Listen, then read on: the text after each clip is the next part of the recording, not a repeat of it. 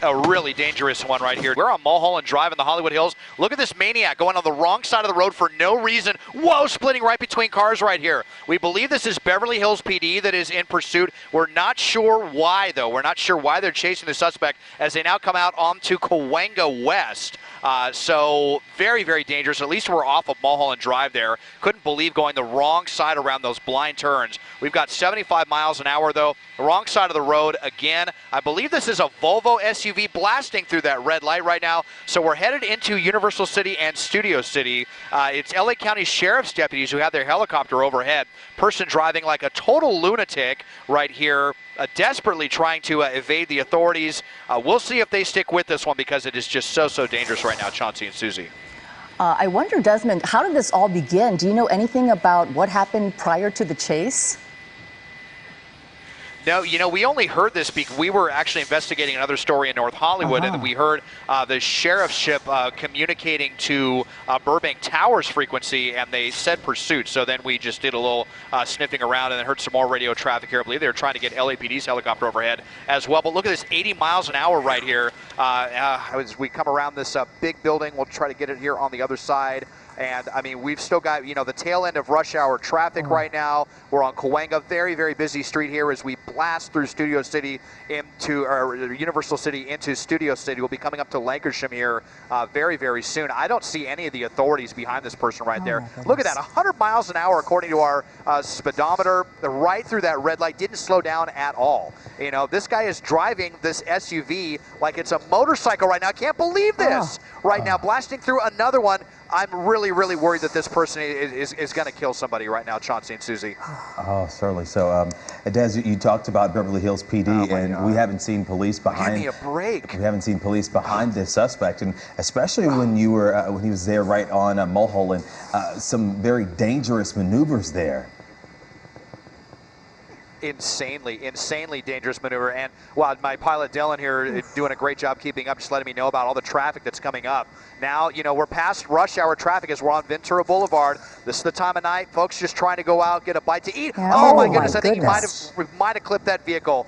It might have clipped that vehicle right there. I just cannot even believe, why would someone be driving like this? Look at this blasting through the center divider. This, and you know, we're on such a busy street right now, arguably the busiest street in the entire San Fernando Valley, one of the busiest streets in LA. And so many restaurants and shops. You have a lot of pedestrians out here driving around. I've seen a lot of close calls on Ventura Boulevard, even without someone driving like an absolute maniac like this, as we make the turn onto Colfax Avenue now, going over the LA River, very close to our studio center, actually.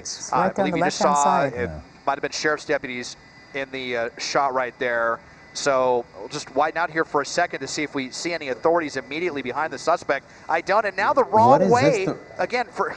Wow, this is, I don't even know what to say about this one, Chauncey and Susie. I mean, you can certainly understand why the LA County Sheriff's Department on the ground is not behind this pursuit right now. As we mentioned, they are in the air with Aero, which is their helicopter.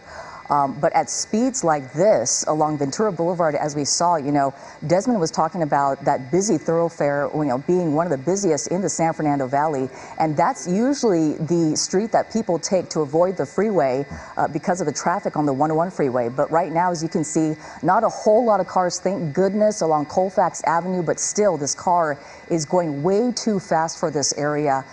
We know that this is it's a school area. There's a lot of different speed limits there. Let's go over to Mike Rogers at the desk for this update. Sorry, Susie and Chauncey, I just wanted to jump in here. I just got off the phone with Beverly Hills PD. They're the ones chasing this. This person is wanted for brandishing a weapon. This happened about 7:40 tonight in the area of Wilshire and Rexford in the city of Beverly Hills. The watch commander there tells me the weapon was possibly a firearm, but couldn't be any more specific with me than that. Nobody was injured. And again, this was a brandishing situation. And I just want to point out here, Beverly Hills has a very sophisticated network of closed circuit television cameras and automatic license plate readers. Almost every time they chase somebody, it's because they're able to track the car through the city and get units behind it before it exits the city. So Beverly Hills PD again saying this is a person who brandished a weapon, possibly a firearm, at Wilshire and Rexford around 7:40 tonight. So showing that weapon, though, who was it to? To someone, to police? Do you know, Mike? To a civilian, to some victim. And I don't know, and I was trying to get out of him if this was going to be like was there an attempted robbery? Is that why the weapon was brandished? But at this point, they're not calling it an attempted robbery.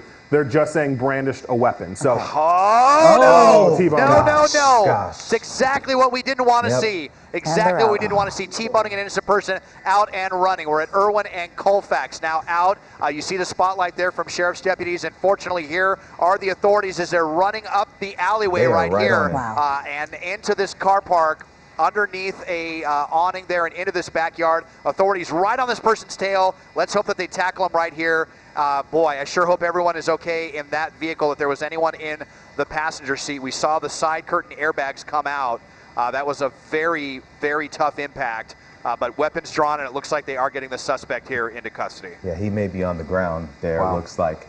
And, you know, Mike, you were talking about this, the sophisticated cameras and that network that they have to track this car. I am hoping that the person in that white car that was T-boned is doing okay, because that was quite a crash right there. Really intense crash. And now that he's going into custody, Des, maybe we can go back and look at the victim car here and see how they're doing as they got T-boned. You know, Beverly Hills, we had thought for a second they may have backed out of this, but they were right there. At least the one officer was right there. Okay, it looks like some people are out of the car. I'm sure we'll be getting a fire department response here. I don't see the driver in the car, and luckily they got hit on the passenger side. I see someone there on the sidewalk there in the gray pants, maybe holding his arm. Don't by the airport, make sure they're holding all.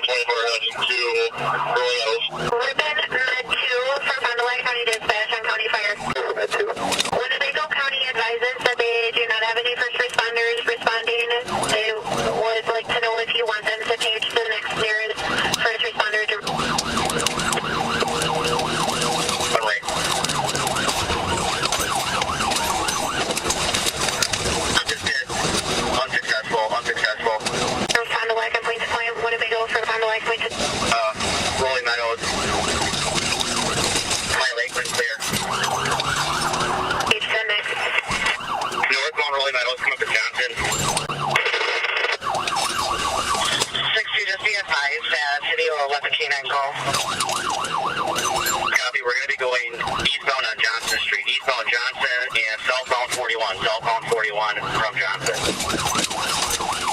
41. 1050. He went down into the door on the off ramp, or on ramp at 41.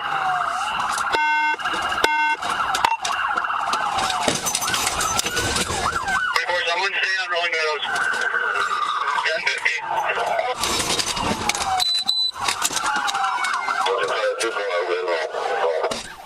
When Georgia troopers locked onto a suspect flying down I-85 at 140 miles per hour, they knew it was serious. But the most shocking part wasn't the speed. It was who else was in the car. In the back seat sat his 4-year-old daughter.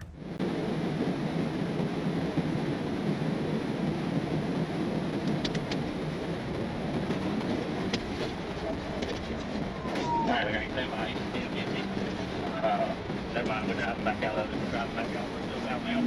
You try to exit at 34. Alright, we need to cut back up to the embankment. We're going back up toward off of 34 now.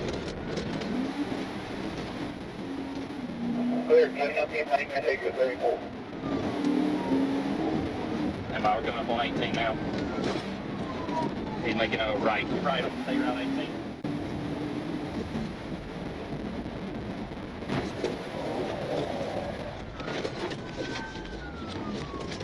Alright, he just rear-ended me. I just 1050.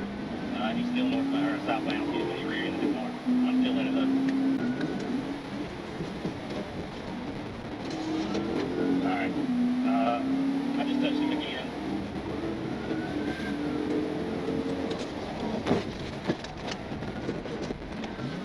Alright, he's still in it. Well, I'll take it down.